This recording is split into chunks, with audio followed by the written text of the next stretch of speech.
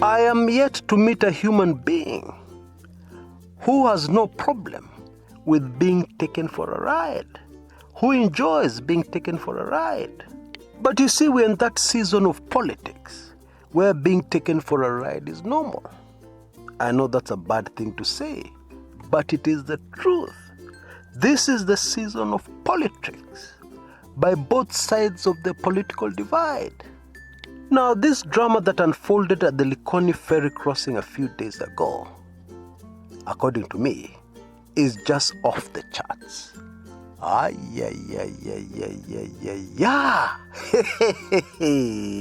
Yeah. Folks, cameras are critical, and cameras can be controlled, and footage can be edited so that you're forced to see what somebody wants you to see, and so that you're forced not to see the reality on the ground. And this is precisely what unfolded at the Likoni Ferry the other day. And I believe those on this channel who live in the area will confirm this story or rubbish it if it is not true. Those of us who will stay with me until the end, I will refer you to yet another case of politics where Kenyans are fooled big time. Maybe even you were fooled. In fact, most probably, you too were fooled. So don't miss that. But for now, karibu sana to this most fascinating show. I'm sure you're going to enjoy it.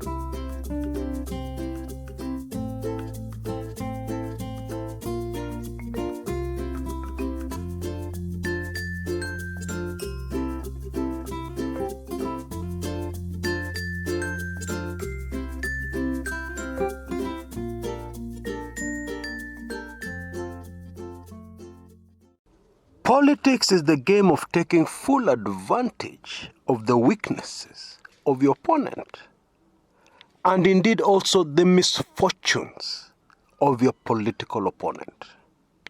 The truth is, the policies of the Jubilee government, most of them have devastated the people of Pwani. Truck drivers transporting goods out of the port to the rest of Kenya brought in substantial amounts of money into this economy. The SGR has interfered with that. And then the global crisis, which has hit the tourism industry very hard, not Jubilee's fault, that was a misfortune, has dealt the knockout blow to watu wa Mombasani. Don't even talk about the yards of cars that can find no customers. Yards that employed many people in Mombasa and contributed to the economy. And therefore, coming to Mombasa to campaign should be easy. You just remind the people about the suffering they're going through, and you point them to the Jubilee government. that is how politics is played.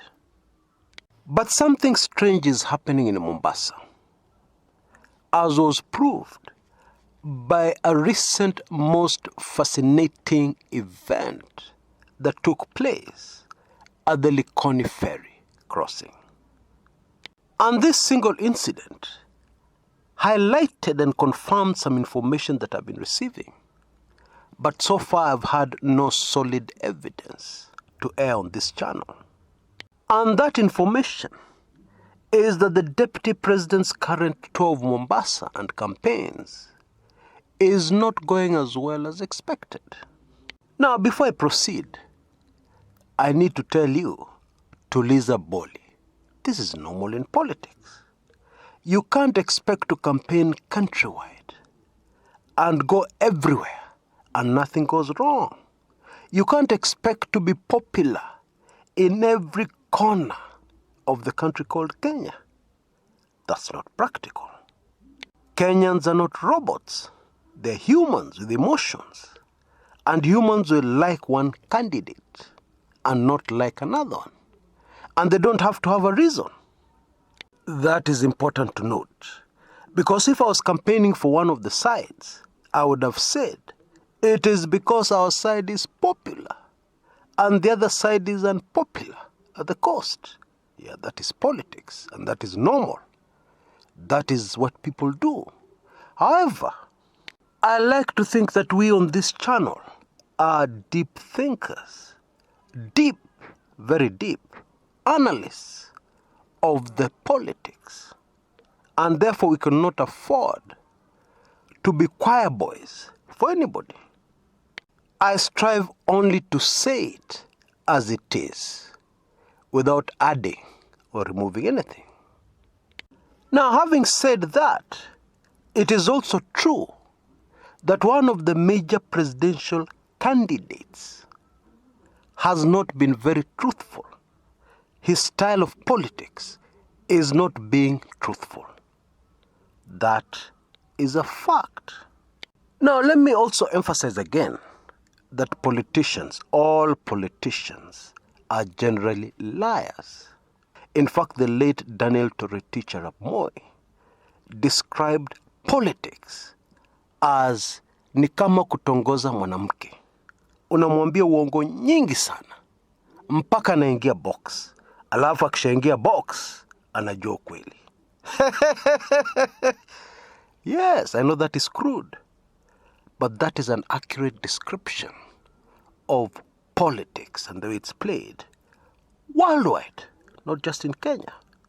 Yeah, so let's keep it real. However, in my opinion, the Deputy President, and I'll use my father tongue, or kamono, as far as being untruthful is concerned, yeah, he has gone to an extreme. That's the translation. So this is what the Deputy President's team did the other day. Yeah, and I leave you to judge for yourself whether it's within limits or beyond limits. I cannot make that call myself. It would not be fair, especially on the Deputy President, because as I've said on this channel many times, the only golden rule in politics, many things are done. The only golden rule is thou shalt not get caught. So what the Deputy President's team did was to time their rally, impromptu rally, to coincide with people just coming off the ferry. Yeah, you know, usually multitudes come off the ferry at the same time. There is a huge crowd there. Yeah, perfect for perception politics. Now, if you look carefully at the photograph on your screens right now, you'll notice that there's a layer which is closest to the Deputy President of yellow UDA supporters, very enthusiastic, and behind them is the crowd that was blocked after exiting the ferry. Yeah, because it's hard to move when the people in front of you are not moving. Yeah, or when the people in front of you have a very narrow exit to get out of the ferry area. And so the deputy president plays to the gallery and says, ay, ay, ay, ay, ay. And that is to portray the huge crowd at this DP Ruto impromptu rally for the benefit of the cameras. Of course, the whole idea is for somebody to look at this clip and say, the deputy president will take Mombasa at 6 a.m. in the morning. Oh yes, that's the truth.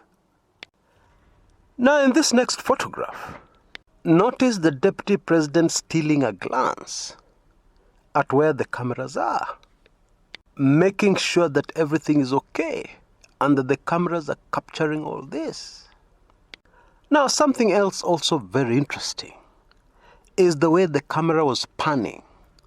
Panning is when the camera slides across the crowd. There was a place where the camera was applying emergency brakes, meaning that we are not supposed to see what is beyond that. I'm not sure why. But the bottom line here is that what we had here was very controlled camera work. I dare add that we did not see this controlled camera work in Eldoret, during the massive rally by Raila Odinga in that region. Now, what puzzles me here and worries me very deeply is why the media who are covering this particular event did not give us this other story, which according to me is important for voters to know, for Kenyans to know, on either side of the political divide. Because the truth is, we are about to vote for the future of our children, and our grandchildren, and our great-grandchildren. We deserve to know the truth, don't we? Or maybe the media did not have any camera there. They were relying on pictures from the deputy president's press team, campaign press team. And those guys are doing their job. You cannot expect them to give you this other story, the one I'm giving you. I'm just hoping that that is the explanation. Anyway, I leave you to make a judgment on this. Now I'd like to take this opportunity to point you to another video portraying how Kenyans were fooled, at another time by this same presidential candidate. I of course hope to do videos in the future of how the Raila team has fooled Kenyans. I've tried to do some research. I've not yet come across any yet. But I'm sure they're there because Raila Odinga is a politician. But for now, this latest incident at the Likoni Ferry crossing Mombasa has highlighted Deputy President William Samoei Ruto and his campaign tactics. And therefore what is relevant for me to recommend here is the other time the same candidate fooled Kenyans. I believe you can see a link on the top right hand corner of your screens right now. Click on it and go to that video. After you tell me below in the comments area what your judgment of this most fascinating tale is. Until next time, this is Chris Kumekucha.